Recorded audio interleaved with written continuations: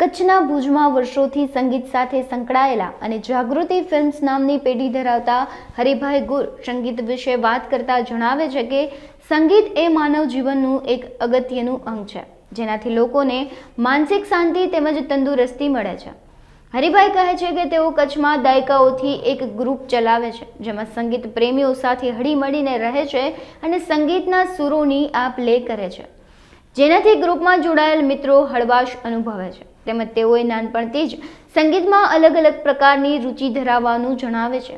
તેઓ કહે છે કે સંગીત આપણને દરેક જગ્યાએ મળી રહે છે, બસ પારખવાનો ફરક હોય છે.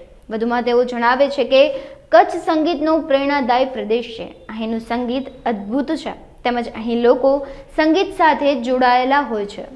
મારું નામ અજીત માનસત્તા. ઘણા વખતથી હરિભાઈ સાથે આ મ્યુઝિક બાબતમાં સંકળાયેલો છું.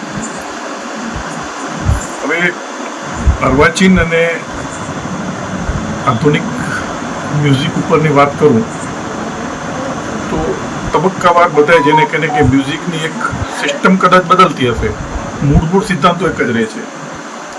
અને જ્યાં સવાલ રહે છે મ્યુઝિકનો બળાવો આપવા માટેના જે કાર્યક્રમો થાય છે, જેમાં જાગૃતિ ફિલ્મ વતી જે હરિભાઈ કામ કરી રહ્યા છે, તો એક ફન તમને કહું તો બોલિવૂડને હવે કદાચ સિંગર્સની ખેતી પર કમી મહેસૂસ નહીં થાય. ભુજમાં એટલા બધા સિંગર, જ્યાં સુધી સાહિત્યને લગતી વાત કરીએ સંગીતને જોડીને, તો 4 પ્રકારની વાણી હોય તેમ 4 પ્રકારનું સંગીત પણ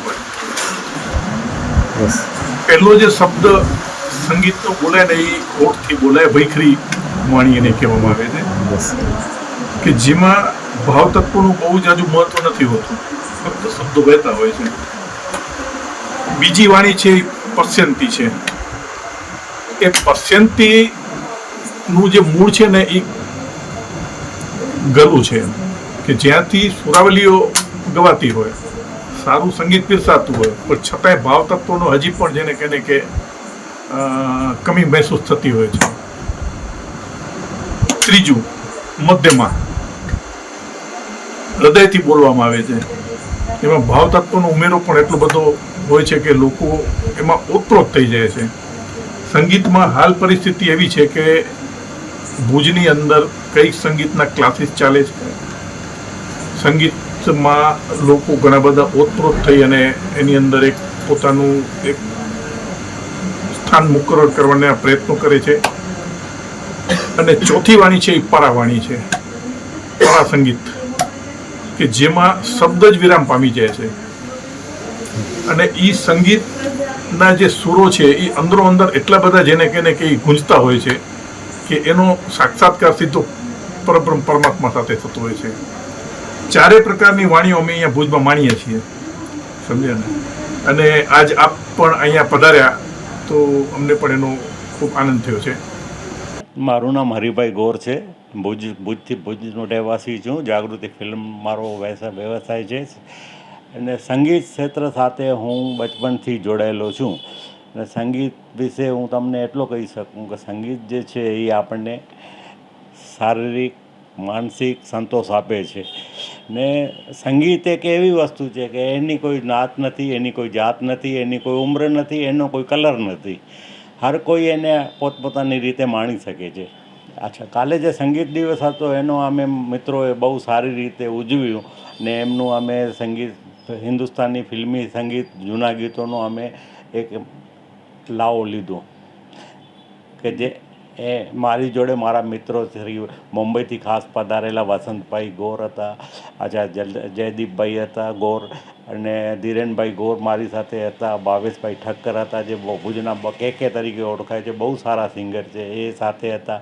અને મારો ફેમિલી અને એમના ફેમિલી અમે બધે સાથે રહીને ખૂબ આનંદ લીધું. કાલે સંગીતમાં એટલી શક્તિ છે. એક તમને એક નાનો એક દાખલો આપું કે હમણાં હું 15 દિવસ બહાર હતો ત્યારે મારા ઘરનું ગાર્ડન છે, રખેવાડી અમારા જે પાછળ હતા એ સંભાળતા હતા. તો મારો શું હોય, હું સવારના ઉઠું એટલે સંગીત વગાડું, જૂના પિક્ચરના ગીતો વાગતા હોય અને હું ઝાડને પાણી આપું. તો એ જે પાણી આપતા હતા એ એટલું ખાલી પાણી જ આપતા હતા. તો મારા જે ઝાડ છે એ આખા આમ જેને કહીને કે નજીવ જેવા થઈ ગયા હતા. કોઈ એનામાં શક્તિ નહોતી દેખાતી. આપણે જોઈએ તો કંઈક લાગે કે આમાં કંઈક ઓછું છે. હું આવ્યા પછી મેં રોજ સવારના મારો સંગીત વગાડું ને પાણી આપું. 4 દિવસની અંદર મારા ઝાડ પાન ફૂલ આખા ખીલતા થઈ ગયા. એમ થાય કે ખરેખર કે એનો પ્રાણ પ્રતિષ્ઠામાં આવી ગઈ એવું લાગે આપણને. બીજું એક એવું છે કે ગોધરા પંચમહાલ જિલ્લામાં એક ફેમિલી મારી પાસે આવ્યું. મને કે હરિભાઈ તમે ખાસ ત્યાંથી આવ્યા છીએ તમને મળવા, કે આ મારા હસબન્ડ છે, એમના હસબન્ડ થોડાક તકલીફ હતા, હાથ પગમાં તકલીફ હતી હાલવામાં. બેઠા મારી કને મને કે આ કોમામાં આવી ગયા હતા. ડૉક્ટરોએ કીધું એની કોઈ દવા, કોમાની કોઈ દવા નથી આવી, જેટલો સમય રહે એ. તો હું એમની સેવા કરતી હતી ને જૂના પિક્ચરના ગીત તમારા જે સીડીઓ હતી હું જોતી હતી ને સાંભળતી હતી.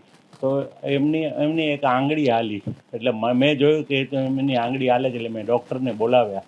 તો ડૉક્ટરે એમને તપાસે ને એ તો કે એમને ચેતના આવે છે પાછી, ને થોડા સમયની અંદર એ એકદમ સરસ થઈ ગયા. આજે અમે તમને મળવા એના માટે કે આ તમારી કેસેટો એટલે જૂના ગીતો સંગીત સાંભળીને જ અમે એમને નવું જીવન મળ્યું એમ સમજી લો.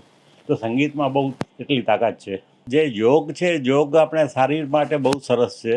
યોગથી આપણે અમુક જે દર્દો તકલીફો હોય છે એ દૂર થાય છે, અને સંગીતથી માનસિક સુખ ઉત્પન્ન થાય છે. સંગીત એક એવી વસ્તુ છે કે જેનાથી તમે એકદમ રિલેક્સ થઈ જાઓ છો. અચ્છા, તમને કોઈ પણ જાતના ટેન્શનો હોય છે, જ્યારે તમે એક સંગીતમય થઈ જાઓ છો ત્યારે તમે એની અંદર બધું ભૂલી જાઓ છો.